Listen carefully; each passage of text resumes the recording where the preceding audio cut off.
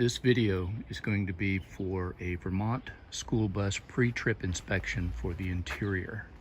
I'm going to start by making note about the doors, that they work properly, the rubber seals are all intact, the glass is not broken or damaged, and the seals are not leaking, broken, or damaged. The stairs have no tripping hazards.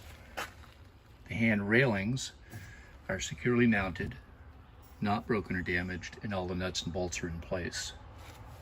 The stair light is of the proper color, is not cracked or broken. The fire extinguisher is full and is up to date.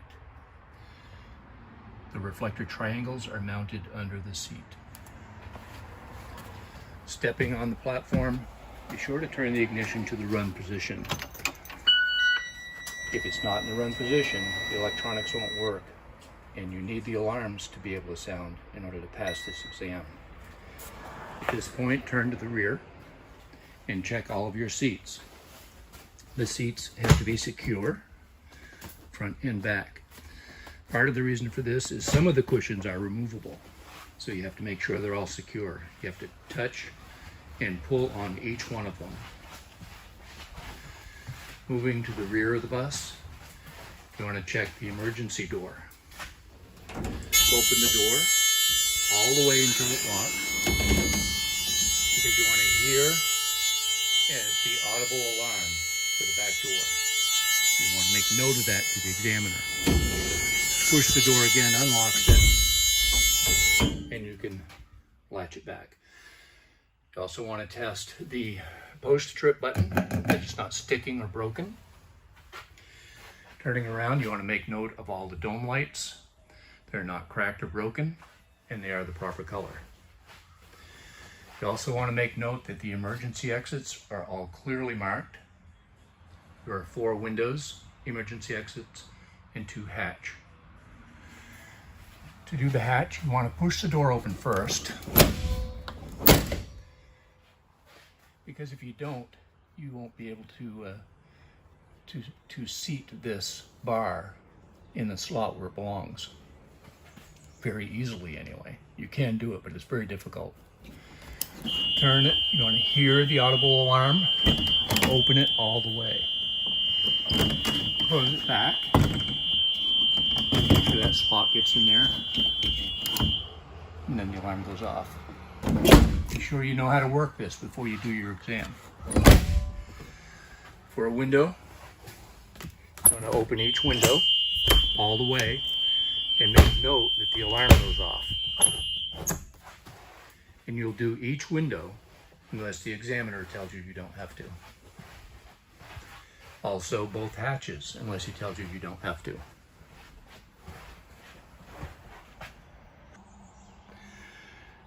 Moving to the front of the bus, you want to check your body fluid kit and your first aid kit, that they're secure and they are filled. Your registration and proof of insurance must be able to be shown, and spare fuses we keep within this pouch.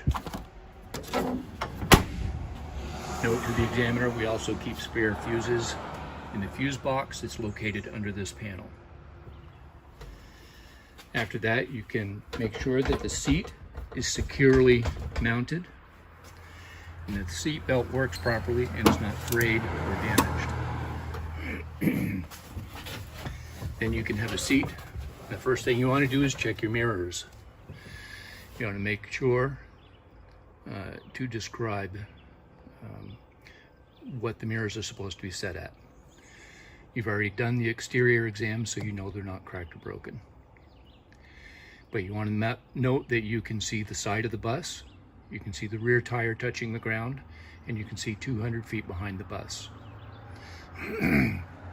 And note that for both flat mirrors.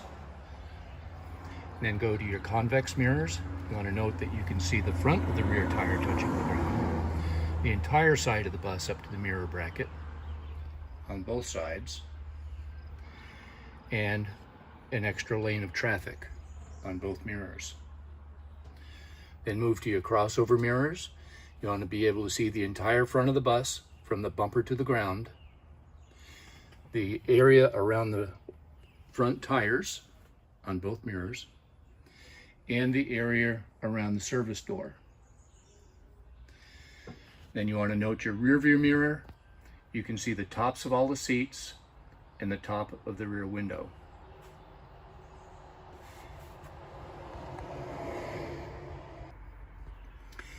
Next, you want to do the instrument panel and all of your switches, whatever you have on your particular bus.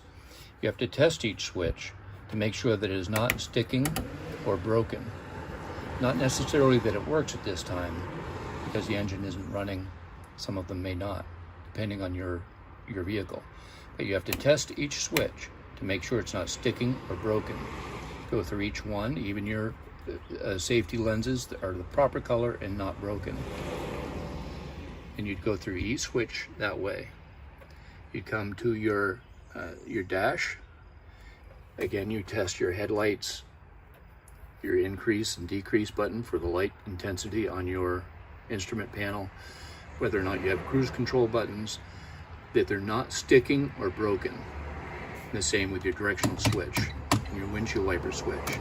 Be sure to turn the windshield wiper on. He wants to see that they're working. I saved the instrument cluster for last, but you can do it whatever order you want to. But run your shifting lever up and down. Make sure it's not sticking or broken.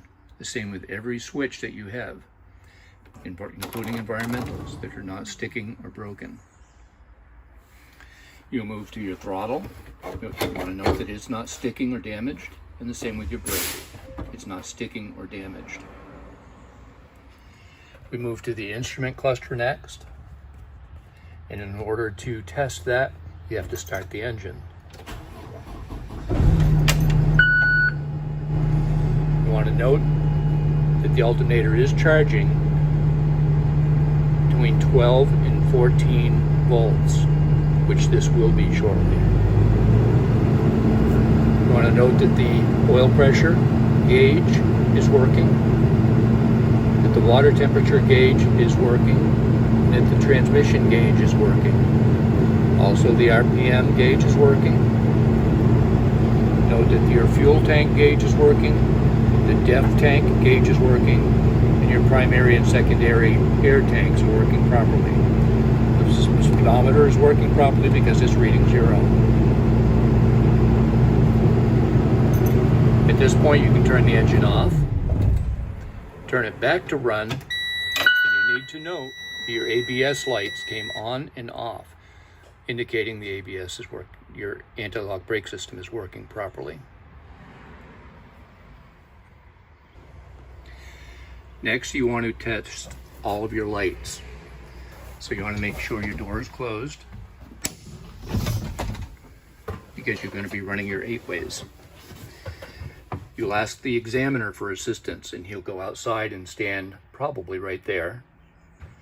And you'll run through your headlights, directionals, 4-ways, and all of your 8-ways, including ambers and reds. You need to make sure the stop sign comes out. Then he'll step to the rear of the vehicle, and you'll do the same thing for all your rear lights. So make sure you know how they work and that they're all working properly. He'll come back on board, and you will already have had the bus running, because you have to test the reverse lights, and he has to be able to hear the audible alarm for backing up, as you can hear that. So before you turn the bus off, wait until he comes back on board, and then close the door, because you'll be doing the brake test next. We're going to make sure your system is fully charged. We're in the white, so we're good.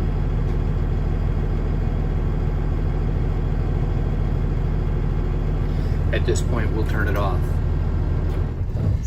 But now we need to turn it back to run again, because we're going to need to hear the audible and visual alarms for the air brakes. The first test you're going to do is the parking brake. You're going to be looking for a 2-pound drop or more within 60 seconds. You step on the service brake, push the park brake in, release the service brake, and watch your gauges. You want to make sure that they don't drop more than 2 pounds in 60 seconds, and you have to time this with a watch or your phone. After 60 seconds, you want to test your service brake, stepping down hard on it and holding it. After the initial drop in pressure, you're looking for a 3-pound drop or more. And you have to time this as well, 60 seconds. If there's no drop, you can continue to the next test, which is bleeding the brakes off. You're going to pump the brakes, and you're going to look for the audio and visual alarm to come on before 55 psi. This one comes on a little earlier, which is fine. Every bus is different. But Vermont law says it has to come on before 55 psi. You keep draining the brakes, waiting for the spring brakes to come on between 20 and 45 psi, which this did. You just heard it pop out. Spring brakes are now on. That part of the test is okay. Now we want to charge the system by turning it on. So the compressor is running and the system is charging. You're going to note the alarms are going to go off. Audio and visual alarm will go off at 75 psi. And then at 85 psi approximately, because it's not marked on this gauge, to 100 psi must be done within 45 seconds. You can't idle the engine faster to make this happen. You can't use a fast idle button. It has to do it naturally. So we're coming up on 75 psi, and the audio and visual should go off. Next, you're going to wait until it gets a little further. You're going to guess at about 85 psi, which should be right about there, and you'll start your timer again with a watch or your phone. And it must reach 100 psi before 45 seconds.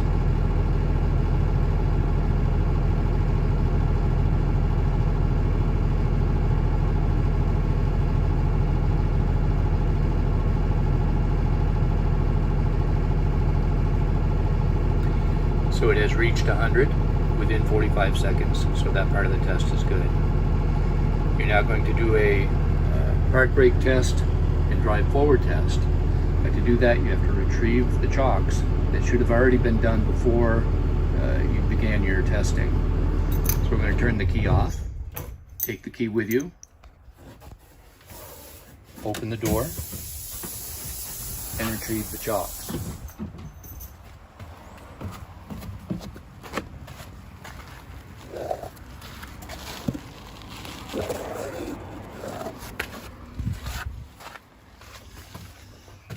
Just because I only have one hand, I'm going to just set them there for now.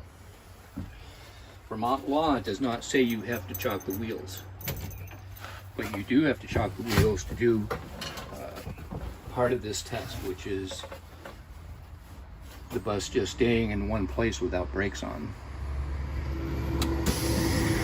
Closing the door, you can now cycle the engine, cycle the electronics. Start the engine.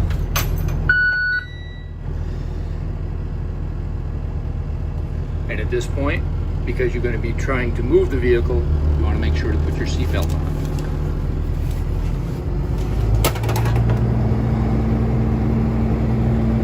We have plenty of air. Our first test is going to be whether or not the brake holds in reverse while revving up to approximately 1500 RPMs. Holds fine. Same with driving forward, and it holds fine. Now we're going to release the brake, drive forward at about 5 miles an hour, and then step on the brake to make sure the steering wheel doesn't pull to the left or to the right.